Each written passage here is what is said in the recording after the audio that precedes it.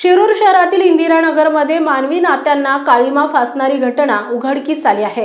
कॅन्सरग्रस्त आजीकडे भेटायला आलेल्या नाती आणि नात जावयानंच तिच्या घरातील तब्बल 5 लाख रुपयांची रोकड चोरून नेली आहे। या धक्कादायक प्रकारानंतर फिर्यादीला ठार मारण्याची धमकी देण्यात आली असून शिरूर पोलीस ठाण्यात दोघांविरोधात गुन्हा दाखल करण्यात आलाय। कमल मलगुंडे यांनी शिरूर पोलीस स्टेशन येथे फिर्याद दिली आहे। आरोपी राजू कोळपे आणि शिवानी कोळपे या दोघांवर गुन्हा दाखल करण्यात आलाय। 10 ऑगस्ट रोजी दुपारी 2:30 वाजता शिवानी आणि तिचा पती राजू कोळपे आजारी आजीला भेटायला आले।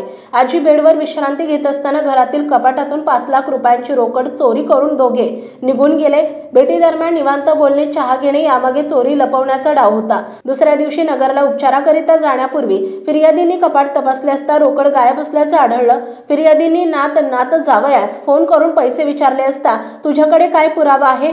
तुझे पैसे घेतले नाहीत, उलट तुझ्याकडे आमचे 8 लाख रुपये आहेत, पुन्हा पैसे मागितलेस तर ठार मारू अशी धमकी आरोपींनी दिल्याचं फिर्यादींनी तक्रारीत नमूद केलंय।